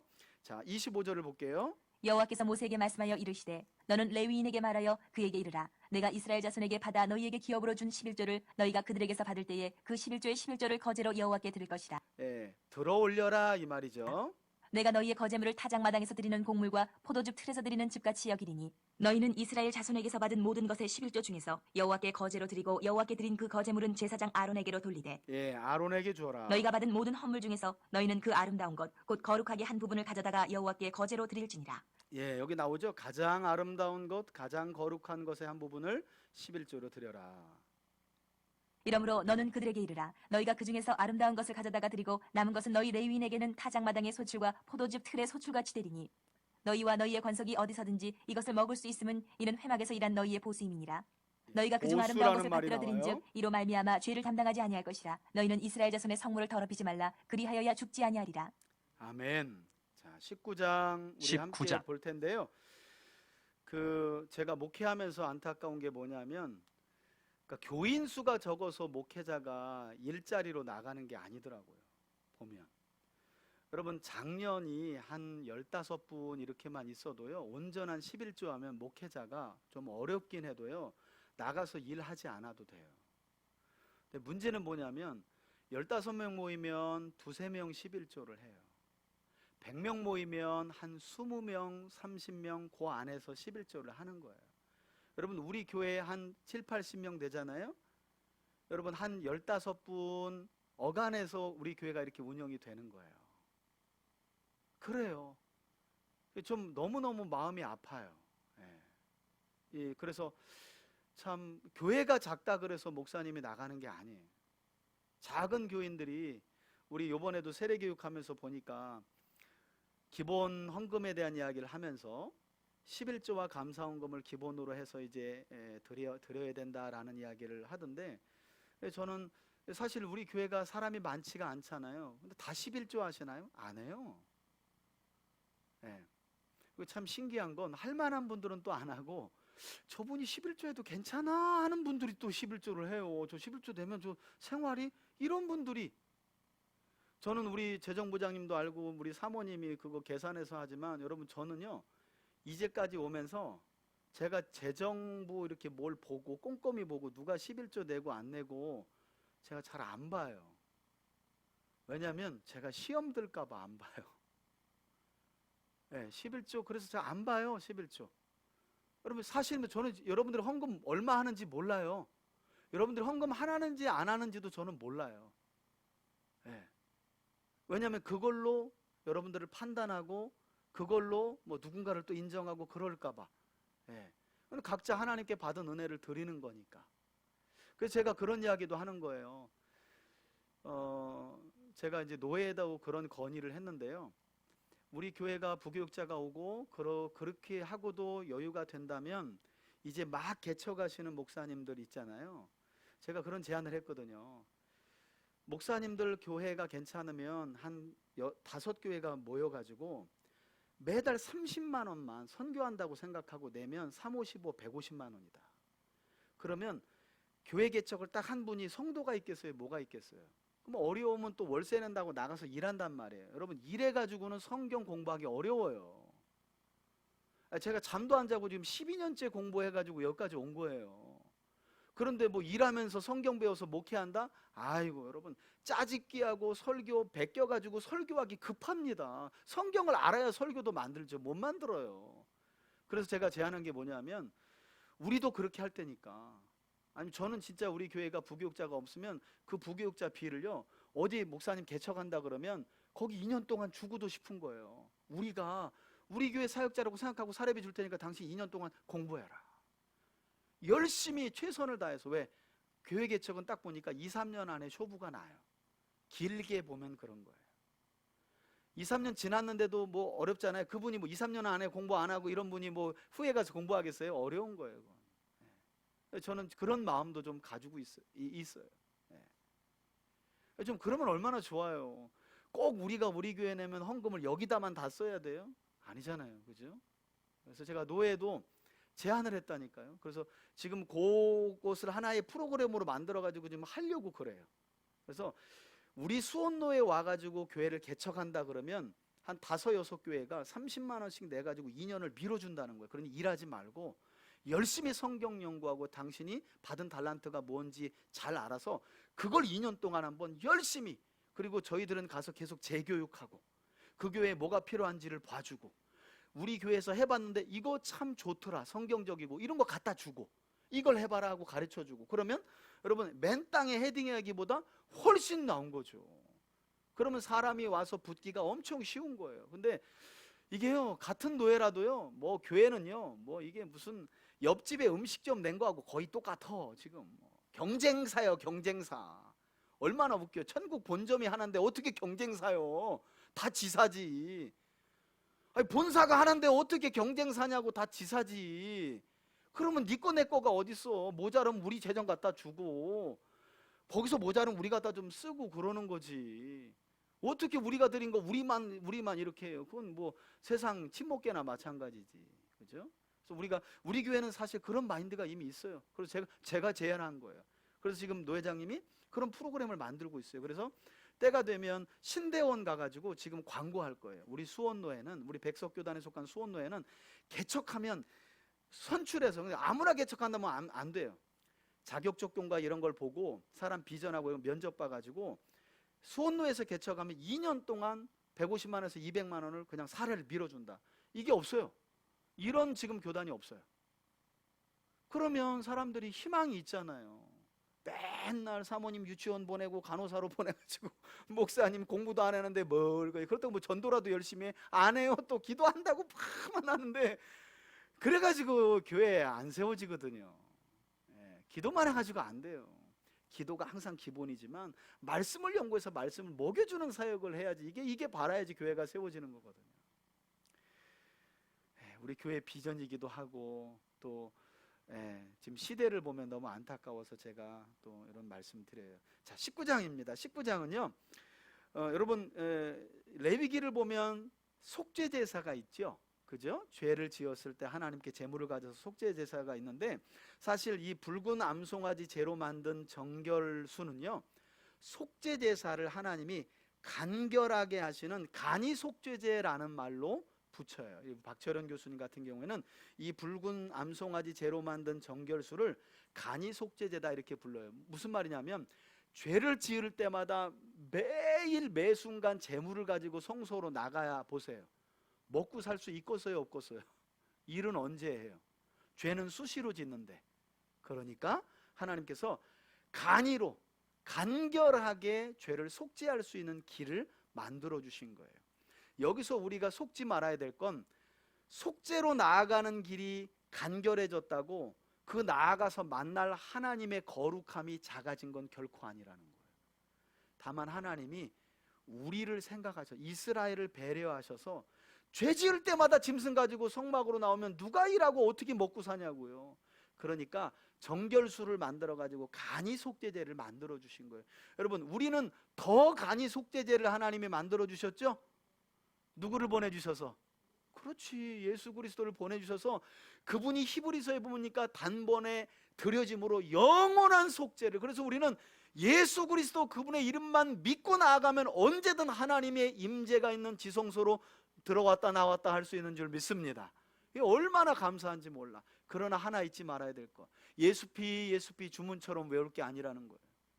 주님께로 나아가는 길은 구약의 이스라엘보다 훨씬 더 간결해졌지만 그 간결한 과정을 통해 만나게 될 지성소 안에 계신 하나님은 여전히 어떻게 해요? 구약의 이 거룩한 위엄성을 가지신 그분 그 자체라는 걸 잊어버리면 안 돼요.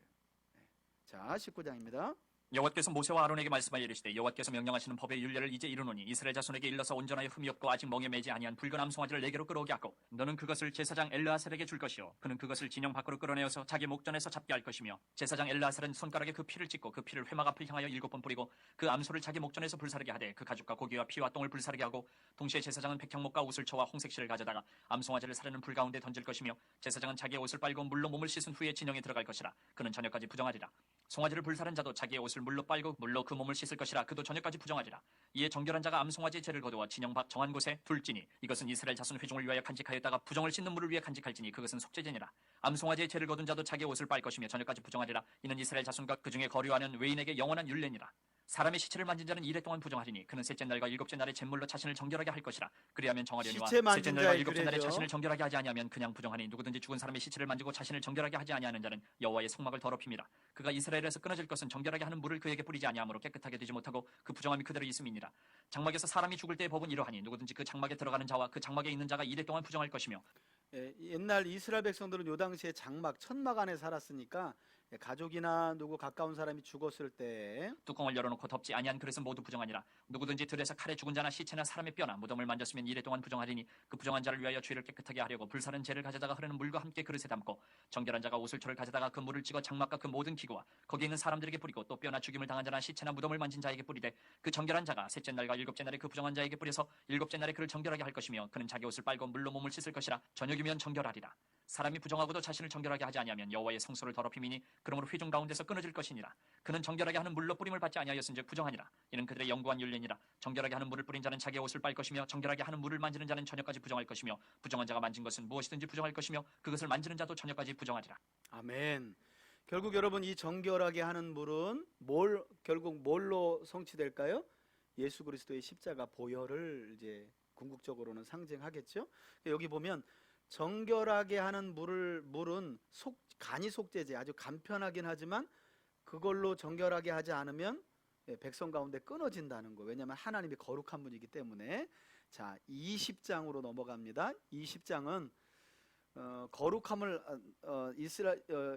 20장은 이제 이스라엘 백성들이 광야 40년째 되는 해에 첫째 달이라고 나오는데 여기서 이제 모세가 하나님 앞에 이 거룩함을 드러내지 못하는 사건이 발생되게 되는 거죠. 자, 20장입니다. 20장. 첫째 달에 이스라엘 자손 곧 온 회중이 신광야에 이르러 백성이 가데스에 이르더니 미리암이 거기서 죽음에 거기에 장사되니라. 여러분 거기 옆에다 적어 놓으시면 좋을 것 같아요. 출애굽 40년 1월 이렇게 적어 놓으면 좋죠.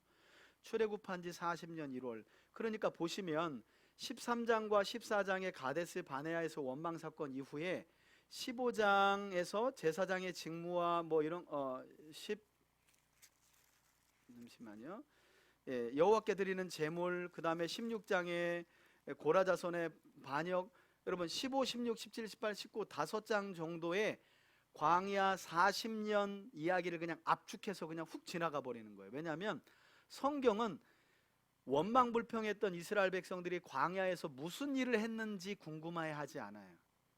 왜 가나안 땅으로 못 들어가고 광야에서 방황하게 되었는지에 대한 이유를 길게 설명한 뒤에 몇 장 설명 안 하고 20장에 보니까 벌써 40년째 1월입니다 이렇게 시작을 하는 거예요. 그때 어떤 일이 있었느냐. 미리암이 죽어요. 모세보다 5살 많은 누나 미리암이. 회중이 무리 없으므로 모세와 아론에게로 모여드니라. 백성이 모세와 다투어 말하여 이르되 우리 형제들이 여호와 앞에서 죽을 때에 우리도 죽었더라면 좋을 뻔하였도다. 너희가 어찌하여 여호와의 회중을 이 광야로 인도하여 우리와 우리 짐승이 다 여기서 죽게 하느냐. 너희가 어찌하여 우리를 애굽에서 나오게 하여 이 나쁜 곳으로 인도하였느냐. 이곳에는 파종할 곳이 없고 무화과도 없고 포도도 없고 석류도 없고 마실 물도 없도다. 모세와 아론이 회중 앞을 떠나 회막문에 이르러 엎드리매 또 엎드리죠. 여호와의 영광이 그들에게 나타나며 여호와께서 모세에게 말씀하여 이르시되 지팡이를 가지고 내 형 아론과 함께 회중을 모으고 그들의 목전에서 너희는 반석에게 명령하여 물을 내라 하라. 내가 그 반석이 물을 내게 하여 회중과 그들의 짐승에게 마시게 할지니라.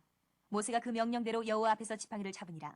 모세와 아론이 회중을 그 반석 앞에 모으고 모세가 그들에게 이르되 반역한 너희여 들으라. 우리가 너희를 위하여 이 반석에서 물을 내려 하고 모세가 그의 손을 들어 그의 지팡이로 반석을 2번 치니 물이 많이 솟아나오므로 회중과 그들의 짐승이 마시니라.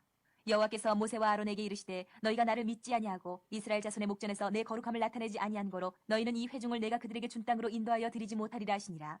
이스라엘 자손이 여호와와 다투었으므로 이를 무리바 무리라 하니라. 여호와께서 그들 중에서 그 거룩함을 나타내셨더라. 예, 하나님께서 모세에게 반석을 명하여 물을 내라 그랬는데 반석을 쳤죠. 그러면서 반석을 친 거보다도 더 그러니까 반석을 명하라 그랬는데 쳤다고 뭐 하나님의 거룩함을 나타내지 못한 게 아니라 모세가 한 말이 중요해요. 우리가 너희를 위하여 물을 내랴 그러죠. 40년 동안 모세의 말은 40년 동안 마치 이스라엘 백성들을 모세 자신과 아론이 먹여 살린 것처럼 이야기를 해버린 거예요. 그러니까 여러분 화를 내도 승질날 때 말 조심하셔야 됩니다. 우리 자식한테 그러잖아요. 내가 이제까지 너를 먹여 살렸는데 그럼 하나님이 네가 먹여 살렸냐? 내가 먹여 살렸지 하고 하나님의 이름의 거룩함을 드러내지 못했다고 우리를 책망할 수 있어요. 그러니까 자식들을 혼낼 때 내가 너를 어떻게 키워서 내가 여기까지 너를 입혔는데 어디 네가 입혔냐? 내가 여기까지 그럴 수 있으니까 조심할 필요가 있고 중요한 건 여기 보니까 모세가 이렇게 우리가 너희를 위하여 물을 내랴 한 이것이 하나님의 영광을 가리고 하나님의 이름의 거룩함을 드러내지 못한 불신 사건이 되었다. 이것 때문에 이제 모세가 가나안 땅에 어떻게 해요? 못 들어가요. 여러분 여기 보세요. 40년을 참아왔는데 40년 때 그냥 반석 치면서 에이씨 이거 한 번 했는데 하나님이 너 지금 뭐라 그랬어? 네가 먹였다 그랬어? 모세 이 녀석 하고 하나님께서 너 가나안 땅 못 들어가 이렇게 된 거예요. 이것 때문에 이제 신명기 서두에 보면 모세가 백성들 앞에 마지막 유언하면서 이제 불평하는 거죠. 그때 너희들이 나를 야마돌게만 안 했다면 내가 그렇게까지 화내면서 반석을 안 내리치면서 우리라고 말 안 했을 건데 너희들이 또 40년째 여러분 모세 입장도 생각해 보세요. 눈 뜨면 불평, 눈 뜨면 월망, 눈 뜨면 돌 들고 죽인다고 떠들지, 눈 뜨면 멱살 잡지. 그때마다 엎드렸죠. 그러니 하나님이 모세는 모든 지면의 사람들보다 온유한 자라는 말이 괜히 붙은 게 아니에요. 온유하다는 말은 겸손한 자라는 말이에요. 겸손한 자. 그런 모세도 한계가 왔나 봐요. 저는 이걸 그냥 모세의 큰 죄라고만 보지 않아요. 어떤 면에서는 이후의 내용을 보면 하나님께서 모세야 이제 그만됐다. 너 일은 여기까지야.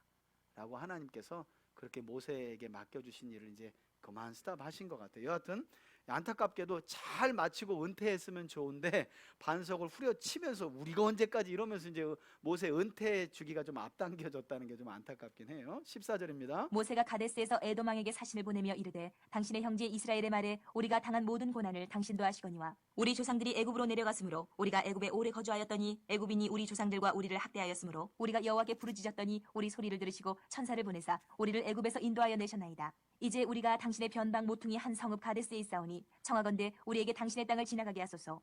우리가 밭으로나 포도원으로 지나가지 아니하고 우물물도 마시지 아니하고 왕의 큰 길로만 지나가고 당신의 지경에서 나가기까지 왼쪽으로나 오른쪽으로나 치우치지 아니하리이다 한다고 하라 하였더니 에돔 왕이 대답하되 너는 우리 가운데로 지나가지 못하리라. 내가 칼을 들고 나아가 너를 대적할까 하노라. 이스라엘 자손이 이르되 우리가 큰 길로만 지나가겠고 우리나 우리 짐승이 당신의 물을 마시면 그 값을 낼 것이라. 우리가 도보로 지나갈 뿐인지 아무 일도 없으리이다 하나. 그는 이르되 너는 지나가지 못하리라 하고 에돔 왕이 많은 백성을 거느리고 나와서 강한 손으로 막으니 에돔 왕이 이같이 이스라엘이 그의 영토로 지나감을 용납하지 아니하므로 이스라엘이 그들에게서 돌이키니라. 여러분 에돔은 야곱의 형제인 에서의 후손이거든요. 지금 모세가 뭐라 그러냐면 야, 에돔 지역을 지나가기만 해서 우리 가나안 땅으로 들어갈게. 절대 아무것도 안 건들게. 물이라도 한 모금 먹으면 물값을 지불하겠다는 거예요. 너희가 하고 우리가 형제 집안인데 민족인데 그래서야 되겠냐. 그런데 에돔 왕이 뭐라는 거예요? 못 지나간다는 거예요. 못 지나간다는 거예요. 그래서 두고두고 이 에돔은 이제 이스라엘 역사 가운데 자기 형제 민족인 야곱의 후손인 이스라엘의 철천지 원수가 됩니다. 심지어는 하나님께서 이 에돔의 심판을 예언하기 위해 선지자를 보내는데 그가 누구예요? 오바댜라고 하는 선지자가 바로 에돔의 심판을 전한 선지자예요. 왜냐하면 이 에돔 사람들이 나중에 어떤 극악무도한 짓을 벌이냐면 바벨론이 유다를 멸망시키는데 바벨론과 손을 잡고 유다로 들어가요. 형제 민족이 망하는데 입을 크게 웃었다는 거예요. 그리고 도망가는 여인과 아이들을 다 잡아다가 노예로 팔아버립니다. 그리고 아주 크게 기뻐해요. 그래서 하나님이 조금 거의 심하게 말하면 그렇게 빵긋 형제가 망하는 걸 보고 웃는 에돔의 입을 찢겠다고 말하면서 오바댜 선지자를 보낸 거예요. 그런 에돔이에요. 그러니까 이 일이 그냥 요 단순한 일로 끝나지 않아요. 그러니까 여러분 이때 모세는 그냥 이 회로로 다른 돌아갑니다. 그래서 돌아가요. 근데 이제 이걸 하나님이 두고두고 마음에 두십니다. 그러니까 여러분 누가 여러분 가는 길 막고 괜히 딴지 걸고 그러잖아요. 그냥 두세요. 조금 힘들더라도 돌아가시는 지혜가 있기를 바랍니다. 네가 나를 어떻게 보고 하고 싸우면 혈기 부렸다고 나만 또 회개해야 돼. 그러지 말고 돌아가. 때가 되면 하나님께서 어떻게 해요? 그 딴지 건 사람 알아서 손봐주세요. 그러니까 절대 그렇게 할 일 없다. 자, 22절. 이스라엘 자손 곧 온 회중이 가데스를 떠나 호르산에 이르렀더니 여호와께서 에돔 땅 변경 호르산에서 모세와 아론에게 말씀하시니라. 이르시되 아론은 그 조상들에게로 돌아가고 내가 이스라엘 자손에게 준 땅에는 들어가지 못하리니 이는 너희가 무리바 물에서 내 말을 거역한 까닭이니라. 너는 아론과 그의 아들 엘르아사를 데리고 호르산에 올라 아론도 아론의 옷을 함께 벗겨 죽는 그의 아들 거죠? 엘르아살에게 입히라. 아론은 거기서 죽어 그 조상에게로 돌아가리라. 모세가 여호와의 명령을 따라 그들과 함께 회중의 목전에서 호르산에 오르니라. 모세가 아론의 옷을 벗겨 그의 아들 엘르아살에게 입히매 아론이 그 산 꼭대기에서 죽으니라. 모세와 엘르아살이 산에서 내려오니 온 회중 곧 이스라엘 온 족속이 아론이 죽은 것을 보고 그를 위하여 30일 동안 애곡하였더라. 아멘. 우리 21장까지만 딱 읽고 마치겠습니다. 21. 오늘은 여러분 보세요. 우리가 헷갈릴 게 뭐냐면 헷갈리는 게 민수기 20장이 애굽에서 나온 지 40년째 1월이잖아요. 그때 모세 5살 많은 미리암이 죽은 거예요. 1월에. 그 뒤로부터 4개월 뒤인 5월 1일 날 3살 많은 아론이 죽는 거예요. 그리고 그 뒤로부터 6개월 뒤에 11월 달 11월 1일에 모세가 신명기 1장에 보면 신명기의 말씀을 전하고 모세도 대략 한 달 어간 안에 죽습니다. 자, 그렇게 본다면 애굽에서 나온 지 40년째에 모세와 모세의 누나 미리암과 모세 형인 아론이 어떻게 해요? 다 죽는 거예요. 근데 이제 우리가 헷갈리는 게 여기는 한 장 안에 미리암과 아론의 죽음이 나오니까 아 같은 해 죽었나 보다 고 금방 눈치 챌 수 있는데 모세가 어디 가서 죽어요? 신명기 34장에 가서 죽는 거예요. 그러니까 모세는 엄청 오래 사는 줄 알아. 절대 그렇지 않다. 40년째 그 해에 하나님 말씀 그대로 너가 거룩함을 나타내지 못한 거로 넌 가나안 땅에 못 들어가 한 거로 그 해에 다 죽는 겁니다. 자, 21장까지만 보고 우리 10분 정도 기도하고 마치도록 하겠습니다. 자. 21장입니다. 네겝에 거주하는 가나안 사람 곧 아라세 왕이 이스라엘이 아다림 길로 온다 함을 듣고 이스라엘을 쳐서 그중 몇 사람을 사로잡은지라. 이스라엘이 여호와께서 언하여 이르되 주께서 만일 이 백성을 내 손에 넘기시면 내가 그들의 성읍을 다 멸하리이다. 여호와께서 이스라엘의 목소리를 들으시고 가나안 사람을 그들의 손에 넘기시매 그들과 그들의 성읍을 다 멸하니라. 그러므로 그곳 이름을 호르마라 하였더라. 백성이 호르산에서 출발하여 홍해길을 따라 에돔 땅을 우회하려 하였다가 길로 말미암아 백성의 마음이 상하니라. 백성이 하나님과 모세를 향하여 원망하되 어찌하여 우리를 애굽에서 인도해내어 이 광야에서 죽게 하는가. 예, 이것 때문에 또 원망이 나왔어요. 이곳에는 먹을 것도 없고 물도 없도다. 우리 마음이 이 하찮은 음식을 싫어하노라 하며 여호와께서 불뱀 여러분 이 하찮은 음식은 뭘까요? 만나 이야기하는 겁니다. 만나는 처음 먹을 때 뭐라 그랬을까요? 꿀 섞은 과자 같더라 그러더니 40년 먹고 오리발 내민 거예요. 40년 동안 먹고 뭘 내밀었다고요? 오리발. 이 하찮은 음식을 언제까지 먹어야 되냐고. 예, 그러니까 소고기도 매일 먹으면 나중에 욕합니다. 제가 우리 아이들 가정교육할 때 그 토요일 날 그 쉐마 가정 예배 드릴 때 신앙교육하고 예배 드릴 때 항상 그 우리 아내한테 주문을 해요. 분배를 잘해야 된다. 그러니까 평일 날 그러니까 토요일 날 가정 예배를 애들이 기다리게 하는 거예요. 어떻게 기다리냐면 월화수목 금은 풀을 깔아놔요. 풀을 아침 저녁으로 풀을 깔아놔요. 그리고 토요일 날 백숙만 해줘도 애들이 메시아를 만난 것처럼 기뻐해. 그래서 토요일 예배를 그렇게 기다렸어요. 지금은 이제 우리 간이로 성경만 읽고 가정 예배하고 매일마다 성경 읽고 토요일 날 이제 성경 읽고 그렇게 간단하게 제가 기도하고 마치지만 어렸을 때는 그랬어요. 그러니까 가정 예배 드리는 날 너무너무 좋아하는 거예요. 왜? 그날은 백숙 먹고 비빔국수 먹는 날이거든요. 비싸지도 않아. 근데 평소에 풀을 깔아 놓는 게 중요해. 여러분 너무 좋은 걸 주잖아요. 좋은지도 몰라요. 그래서 부모가 좀 지혜로워야 돼요. 아이들 많이 안 나니까 요즘은 뭘 해도 유모차가 200만 원짜리라잖아요. 유모차 하나가 그러면 150만 원, 200만 원짜리예요. 한 번 쓰고 그 다음에 이게 내놓잖아요. 와. 그러니까 뭐든지 다 해주고 싶은 거예요. 근데 아이들이 그걸 고마운 줄 아나? 절대 그렇지 않거든요. 지혜가 필요한 거죠. 자, 그런 일이 발생한 거예요. 하찮은 음식 싫어하노라. 들을 백성 중에 보내어 백성을 물게 하심으로 이스라엘 백성 중에 이제 불뱀 사건이 그래서 발생하게 된 거죠. 죽은 자가 많은지라. 백성이 모세에게 이르러 말하되 우리가 여호와와 당신을 향하여 원망함으로 범죄하였사오니 여호와께 기도하여 이 뱀들을 우리에게서 떠나게 하소서. 모세가 백성을 위하여 기도하며 여호와께서 모세에게 이르시되 불뱀을 만들어 장대 위에 매달아라. 물린 자마다 그것을 보면 살리라. 모세가 노뱀을 만들어 장대 위에 타니 뱀에게 물린 자가 노뱀을 쳐다본 중 모두 살더라. 예, 여러분 이게 복음서에 나오죠, 그죠? 자 보세요. 독이 있는 뱀에게 물렸어요. 그래서 죽을 상황이었어요. 그런데 모세가 하나님께 기도했더니 처방전이 뭐예요? 예, 그 이스라엘 백성들이 물린 독뱀의 형상을 노스로 만들어 가지고 장대에다가 들라는 거예요. 그걸 보면 산다는 거예요. 그러니까 이스라엘 백성들에게 장대에 달린 노뱀은 무슨 상징이에요? 저주죠, 저주. 자기들을 물어서 지금 죽게 만들었으니까 저주의 상징이잖아요. 그러니까 안 보고 싶을 거 아니에요. 그런데 하나님의 처방전은 그 저주의 상징인 노뱀을 바라보면 뭐예요? 바라보는 자마다 독의 해함을 받지 않고 산다는 거예요. 이걸 이제 그대로 예수님께서 복음서에서 인용하죠. 그래서 여러분 이스라엘 백성들에게 십자가는 뭐예요? 나무에 달린 자마다, 신명기 21장의 율법에 보면 나무에 달린 자마다 하나님께 저주받은 자니, 그래서 나무에 달렸다는 건 저주의 상징이에요. 그러니까 그런데 놀랍게도 나무에 달려 저주받은 예수를 바라보고 믿는 자들은 다 뭐 받은 거예요? 구원받은 거예요. 이게 이 모형이에요, 모형. 예, 저주의 노뱀은 결국 저주의 십자가에 달린 누구를 상징하는 거예요? 예수님을 상징하는 거죠. 예. 자, 10절입니다. 이스라엘 자손이 그곳을 떠나 오봇에 진을 쳤고 오봇을 떠나 모압 앞쪽 해돋는 쪽 광야 이에 아바림에 진을 쳤고 거기를 떠나 세렉 굴짝에 진을 쳤고 거기를 떠나 아모리인의 영토에서 흘러나와서 광야에 이른 아르논 강 건너편에 진을 쳤으니 아르논은 모압과 아모리 사이에서 모압의 경계가 된 것이라. 이러므로 여호와의 전쟁기에 이르렀으되 수바의 와합과 아르논 골짜기와 모든 골짜기 비탈은 아르고를 향하여 기울어지고 모압의 경계에 닿도다 하였더라. 거기서 부엘에 이르니 부엘은 여호와께서 모세에게 명령하시기를 백성을 모으라 내가 그들에게 물을 주리라 하시던 우물이라. 그때 이스라엘이 노래하여 이르되 우물물아 솟아나라 너희는 그것을 노래하라. 이 우물은 지휘관들이 팠고 백성의 귀인들이 규와 지팡이로 판 것이로다 하였더라. 그들은 광야에서 마따나에 이르렀고 마따나에서 나할리엘에 이르렀고 나할리엘에서 바못에 이르렀고 바못에서 모압들에 있는 골짜기에 이르러 광야가 내려다 보이는 비스가 산꼭대기에 이르렀더라.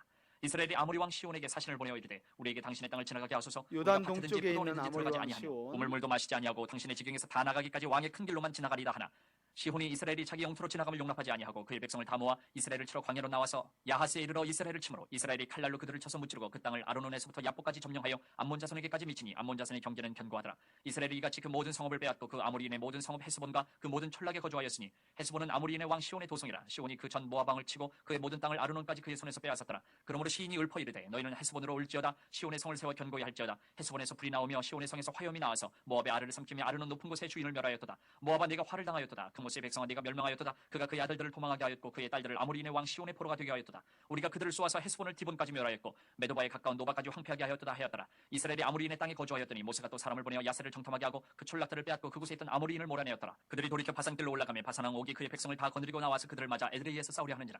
여호와께서 모세에게 이르시되 그를 두려워하지 말라. 내가 그와 그의 백성과 그의 땅을 네 손에 넘겼나니 너는 헤스본에 거주하던 아모리인의 왕 시온에게 행한 것 같이 그에게도 행할지니라. 이에 그와 그의 아들들과 그의 백성을 다 쳐서 한 사람도 남기지 아니하고 그의 땅을 점령하였더라. 아멘. 이제 에돔뿐만 아니라 22장. 에돔뿐만 아니라 사실은 이 모압 사람들도, 모압은 누구의 후손이에요? 아브라함의 조카인 롯의 후손입니다. 그러니까 이스라엘 민족과는 다 집안 관계. 그런데 이들이 가나안 땅으로, 하나님의 약속하신 땅으로 들어가는 것을 계속해서 막고 거절하고 안 된다고 하고, 그러면서 이제 전쟁이 있게 된 거죠. 그래서 피를 보게 된 거예요. 사실은 지나가게 했으면 될 일인데. 그래서 여러분 여기 보면 왜 이스라엘 백성들이 자꾸 지나가면서 먼저 화평을 전하냐면, 율법에 보니까 함부로 가나안 땅으로 들어갈 때 막 전쟁할 수 없어요. 이스라엘은 먼저 화평을 선언한 뒤에 화평을 받아들이지 않으면 전쟁을 하게 되어 있는 거예요. 그리고 전쟁에 관한 규례도 있습니다. 이렇게 해서 에돔뿐만 아니라 이스라엘과는 어쩌면 사촌 관계인 이 모압 사람들도 이스라엘 민족이 가나안 땅으로 가는 것을 거절하다 전쟁으로 결국 피를 보게 돼요. 그래서 모세를 통해서 이스라엘 백성들이 요단 동편에 있는 아모리 왕 시온과 이 북쪽에 있는 바산 왕 옥을 정복했다는 내용까지 이제 완결이 된 겁니다. 그래서 여러분 모세는 요단 동쪽 편까지 정복하는데 기여를 한 거예요. 이제 중요한 요단강을 건너 요단 서쪽 편을 여호수아가 이제 대를 이어서 가는 거고요. 동쪽 땅은 누가 정복했다고요? 모세가 이스라엘과 함께 하나님의 도우심을 입어서 정복한 겁니다. 특히나 이제 아래쪽에 있는 아모리 왕 시온을 정복하고 우리 끄트마리에 보면 바산왕 옥이라고 나왔는데, 옥을 하는데 바산왕, 여러분 바산족은 거인족입니다. 나중에 신명기에 나와요. 이 바산왕 옥이 다스리는 바산 지역을 모세와 이스라엘 백성들이 점령하게 되는데, 바산왕 옥의 왕궁에 가보니까 침상이 있는데 쇠로 만들었다는 거예요.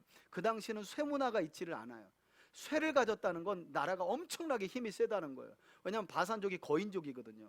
그래서 침상을 가져와서 보니까 길이가 3m예요. 넓이가 2m고. 왜냐하면 바산족은 거인족이에요. 거인족. 그것도 역시 하나님이 어떻게 해요? 모세와 이스라엘을 통해 정복하게 하셨다는 거예요. 가나안 땅으로 들이기 위해서. 자, 오늘은 여기까지. 첫 번째는 우리 고핫의 손자 고라는 우리 지성물을 어깨에 메고 옮기는 자신들의 사역을 스스로 작게 여기면서 모세의 지도자 자리를 탐하며 분수의 지나친 행동으로 죄를 지었다고 성경은 말씀합니다. 우리 시간 기도할 때 하나님, 우리의 재능과 은사에 따라 맡기신 사역을 결단코 작은 일로 여기지 않게 하시고 겸손하게 충성함으로 하나님을 기쁘시게 하는, 잘 섬기고 감당하여 하나님을 기쁘시게 하는 삶을 살아가게 해달라고, 그런 우리 가정과 교회가 되게 해달라고 우리 다 같이 한번 주여 한번 부르고 기도합니다. 주여. 아버지 하나님, 이 시간 우리 들은 민수기의 말씀을 우리 마음에 새기며 기도합니다. 고핫의 후손인 고라와 그리고 르우벤 자손인 다단과 아비람, 그리고 오는 하나님께서 그들에게 맡기신 일을 스스로 작게 여기며 모세와 아론에게 주신 지도자의 직분, 제사장의 직분을 탐하여 반역을, 그들은 하나님을 향하여 대적을 일으켰다고 말씀합니다. 주님, 우리에게 교회 공동체 안에 맡겨주신 일, 또 사회생활을 하며 맡겨주신 일 결단코 작은 일이 아닌 줄 믿습니다. 하나님, 맡겨주신 일에 충성을 다하고 그리고 헌신할 수 있도록 우리에게 은혜도 하여 주시기를 원합니다. 우리 주님은 5달란트, 2달란트, 1달란트 비유를 통해서 5달란트와 2달란트 맡은 자들이 맡기운 달란트에 최선을 다하고 충성을 다하였을 때 칭찬하시며 주인의 잔치에 참여하도록 엄청난 복을 주셨습니다. 하나님, 우리에게 맡겨주신 일 결단코 작은 일로 여기지 않도록 인도하여 주옵소서. 맡기신 일에 헌신하고 충성을 다할 수 있도록 도와주시고, 또 교회 공동체 안에 내가 감당해야 될 일이 무엇인지 찾게 하시고 그것을 구하게 하시고, 또 하나님께 구하여 맡은 일은 온전하게 또 충성된 믿음으로 감당할 수 있도록 은혜도 하여 주옵소서. 세상적인 눈과 마음으로 내게 맡겨주신 일을 스스로 작게 여기며 시기하고 질투하여 하나님 탐욕으로 하나님을 대적하는 일이 없도록 주님, 우리에게 겸손한 마음을 더하여 주옵소서. 교회 안에 일은 크고 작은 일이 없습니다. 다 중요한 하나님의 일입니다. 하나님과의 관계는 거리가 아니라 깊이라는 사실을 깨닫게 하여 주옵소서. 하나님, 우리에게 믿음을 더하여 주시고 진리의 말씀을 통해 맡겨주신 사역들의 충성과 헌신을 다하는 저희들 다 되게 하여 주옵소서. 그런 우리 교회 공동체, 우리 성도들 되기를 원합니다. 주님, 은혜 내려 주옵소서. 은혜 내려 주옵소서. 아멘.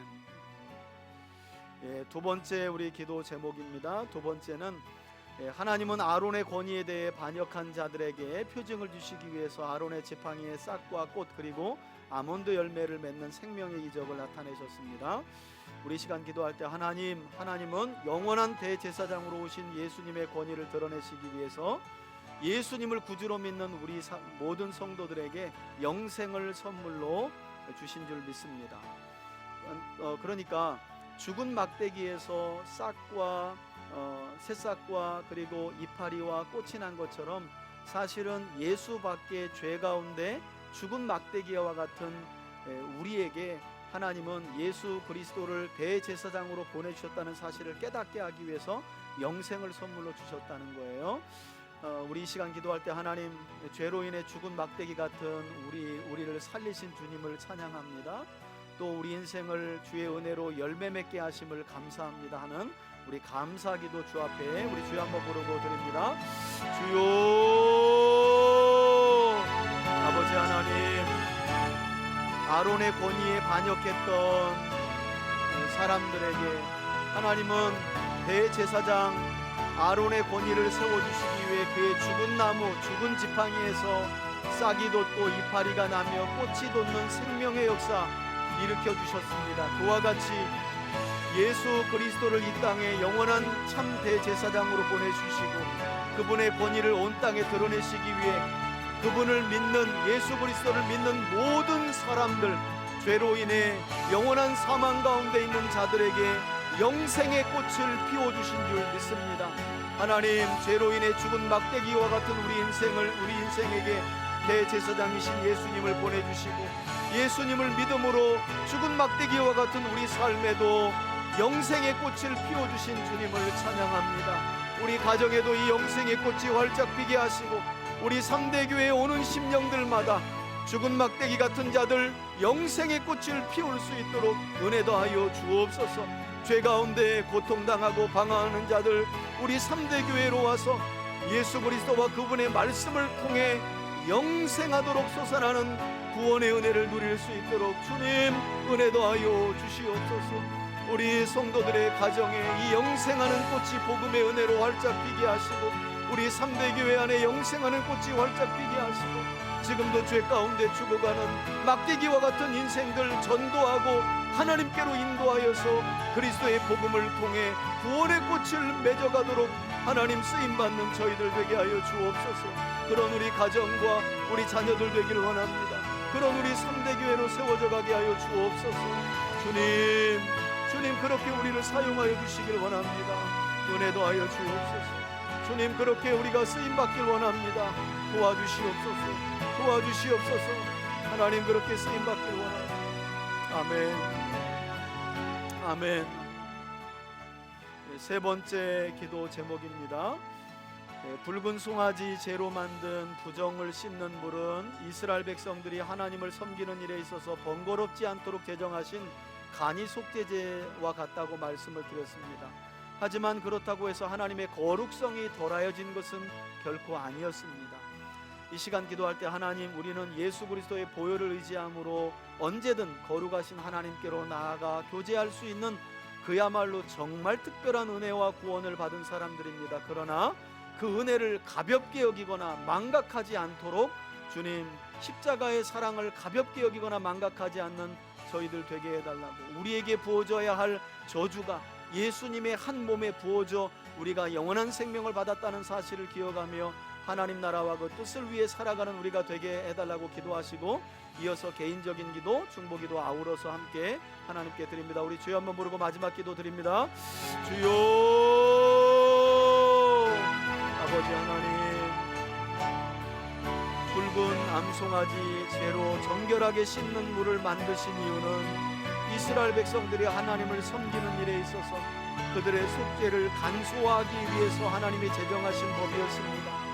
신약시대의 모든 성도들은 이제 이 정결하게 씻는 물인 예수 그리스도의 이름과 그분의 보혈을 의지함으로 언제든 지성소에 계신 거룩하신 하나님께로 나아갈 수 있는 특별한 자격과 은혜를 입었습니다. 그러나 우리가 망각하지 말아야 할 줄 믿습니다. 예수 그리스도의 보혈을 지나 만나게 될 하나님은 창조주 하나님이요 구원의 하나님이요 심판의 주가 되시는, 구약의 이스라엘 백성들이 그처럼 위엄성을 가지신 거룩하신 하나님이라는 사실을 우리가 기억하길 원합니다.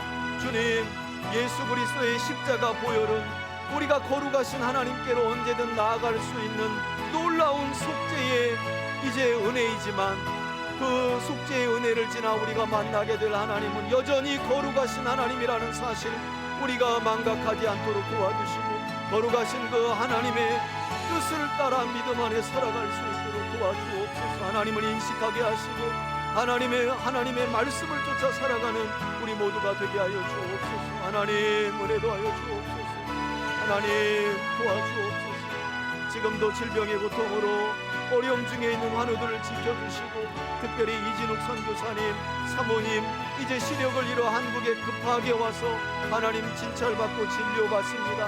하나님 우리 이순희 사모님 기억하여 주시고, 하나님께서 온전한 치료와 회복의 은혜 더하여 주옵소서. 우리 김대풍 집사님에게도 회복의 은혜 더하여 주시고, 우리 전대웅 한수 집사님에게도 허리 치료 온전케 하여 주옵소서. 그 밖에도 질병으로 또 삶의 여러 가지 어려운 문제들로 고통 중에 있는 지체들 하나님 기억하여 주옵소서. 회복과 치료의 은혜로 함께하여 주옵소서. 주님 도와주옵소서. 제가 기도하겠습니다. 아버지 하나님, 우린 예수 그리스도의 보혈을 통해 우리의 모든 죄가 정결하게 씻겨졌고, 그래서 우리는 매일의 삶을 지성소 안에서의 복된 삶으로 살아가게 된 놀라운 은혜를 받은 하나님의 사람들인 줄 믿습니다. 그러나 그리스도의 보혈을 지나 우리가 매일의 삶 속에 교제하는 하나님은 여전히 거룩하신 하나님이라는 사실을 우리가 기억하길 원합니다. 잊지 않게 도와주시고, 거룩하신 하나님의 기쁨은 거룩한 말씀을 쫓아 우리가 삶을 살아가는 것인 줄 믿사오니, 우리 성도들 모두가 오늘도 받은 말씀 마음에 잘 새기게 하시고, 맡겨주신 일을 스스로 작게 여기지 않게 도와주시고, 온전하게 충성됨으로 잘 감당하여 하나님이 주시는 복을 누릴 수 있도록 인도하여 주옵소서. 축복하며 예수님의 거룩하신 이름으로 기도합니다. 아멘. 이제는 우리 주 예수 그리스도의 은혜와 하나님 아버지의 사랑과 성령의 교통하심이 오늘도 들은 말씀을 마음에 새기며 거룩한 주의 말씀의 원리를 따라 살아가기를 소망하는 우리 성도들 머리머리 위에 이제로부터 영원토록 함께 계실지어다. 아멘.